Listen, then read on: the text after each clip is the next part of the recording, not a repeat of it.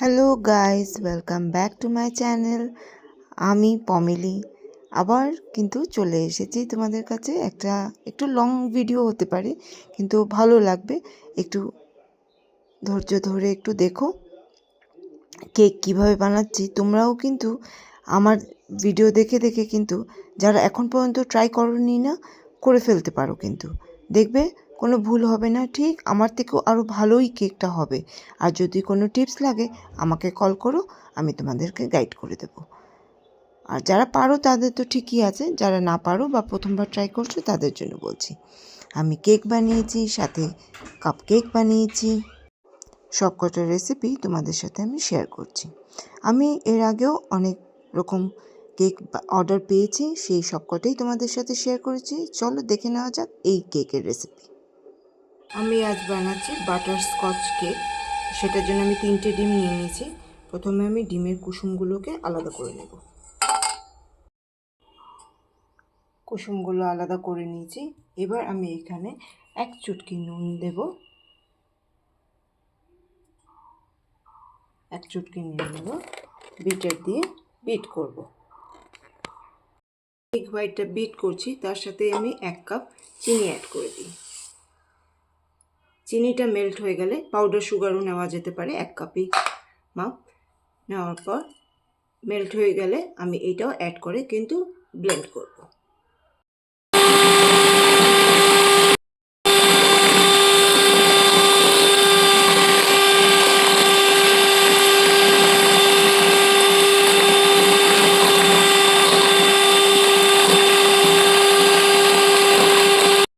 খুব Fermi texture হয়ে গেছে এগ হোয়াইটটা আর চিনি মিক্স করাতে। এবার আমি এগের ইয়র্কটাও মিক্স করে ব্লেন্ড করব। আমি অ্যাড করছি এখানে 1 কাপ ময়দা। চেলে নিয়েছি আমি। চেলে নিয়ে 1 কাপ ময়দা, যেহেতু আমি 2 পাউন্ড করছি, 1 কাপ ময়দার সাথে 2 টেবিল স্পুন আরও অ্যাড করতে হয়। এটাই হলো মেজারমেন্ট। আর এখন কিন্তু আর কোনো ব্লেন্ডার ইউজ করব না। ব্লেন্ডার ততক্ষণই ইউজ করব যতক্ষণ আমি ডিমটা চিনিটা ফেটছি। ময়দা অ্যাড করার পর কিন্তু ব্লেন্ডার একদম ইউজ করব না, হাতে করব। যা করব হাতে স্প্যাটুলার হেল্পে করব। এরপরে আমি নিয়ে নিচ্ছি 1/4 কাপ। এই যে লেখা আছে আমার ইয়েতে 1/3 কাপ লেখা আছে না, 1/4 কাপ। আমি আগে একটু তেল রেখে দিয়েছিলাম। 1/4 কাপ রিফাইন অয়েল অ্যাড করলাম। আরেকটা কথা বলি, 1/4 কাপ আমি দুধ নিয়েছি। এর মধ্যে আমি 2 চামচ ভিনিগার অ্যাড করে দিই। অ্যাড করে কিছুক্ষণের জন্য ঢাকা দিয়ে দিচ্ছি। এটা সাইডে রেখে দেবো। এবার আমি এগুলোকে মিক্স করে নিই ভালো করে। এবার আমি এখানে ফুড কালার, আমি নন্দির ফুড কালারগুলো ইউজ করি। 3-4 ড্রপ ইয়েলো ফেলে দিই। হালকা ইয়েলো হয়ে রয়েছে, আর একটু ইয়েলো হবে, দেখতে ভালো হবে।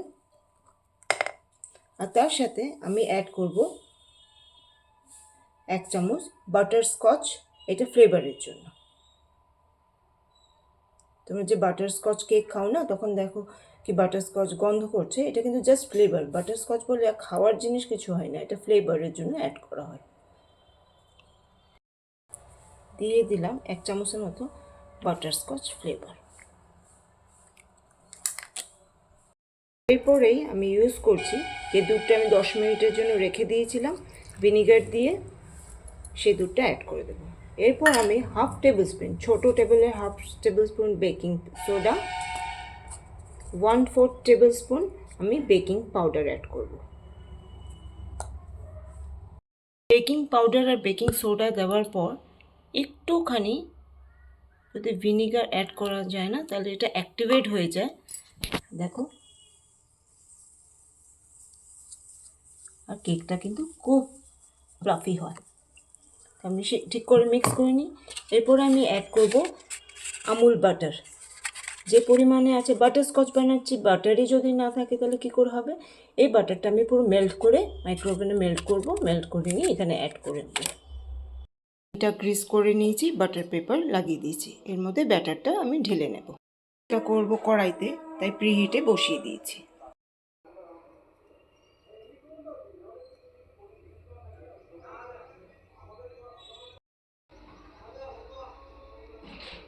দেখো কি সুন্দর বেক হয়ে গেছে। এখন গরম আছে, ঠান্ডা হলে এটাকে ডিমোল্ড করব। কেকটা আমি 4টে লেয়ারে কেটেছি। এরপরেই আমি চিনির যে সিরাপটা আছে এটা প্রত্যেকটা লেয়ারে সোক করে দেব ব্রাশের সাহায্যে।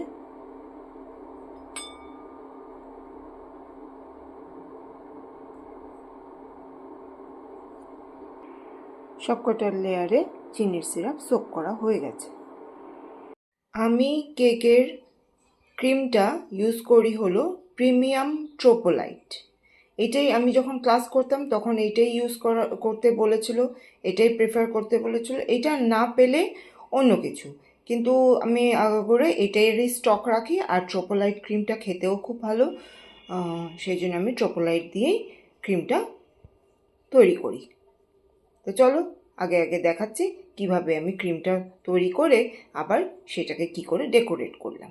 এখানে 4 পাউন্ড কেকের জন্য আমার কমসে কম 2 কাপ কি 3 কাপ ক্রিম লাগবে।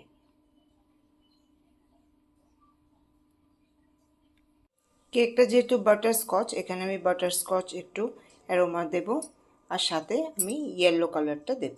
ইয়েলো কালার 1 চামচের মতো দেব, আর বাটারস্কচের ড্রপ আমি 7-8 ফোঁটা দেব। আমি এখানে কিন্তু 4 চামচের মতো বাটার অ্যাড করেছি। এখানে আমি প্রথম লেয়ারটার মধ্যে ক্রিম স্প্রেড করে নিয়েছি। তারপরে যে আলমন্ডস আর বাদামের যে ক্রাশটা করেছিলাম সেই ক্রাশটা স্প্রেড করে নেক্সট লেয়ার দিয়ে আবার ক্রিম দিয়ে আবার এগুলো ক্রাশ দিয়ে আবার লেয়ার দেব। এভাবে 3টে লেয়ার পরপর একইভাবে করে যাব। তখনই কোনো কেকের অর্ডার থাকে, এই যে ব্লেন্ডারের স্পুনগুলো চাটার, দেখো ক্রিম খাওয়ার ইচ্ছে, দেখো ক্রিম খেতেই হবে। তো আমি তো বানাচ্ছি কেক, ও ক্রিম এনজয় করছে। চলো। আলমন্ডস আমি ক্যারামেলাইজ করে শুকিয়ে নিয়েছিলাম, সেটাকেই একটু ক্রাশ করে নিয়েছি বেলনির সাহায্যে। এখন বডিতে লাগিয়ে দেব।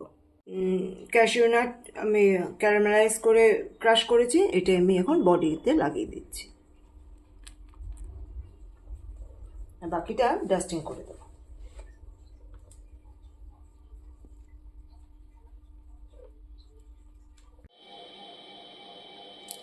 পিঙ্ক পার্ল দিয়ে সাজিয়ে দিলাম। চলো।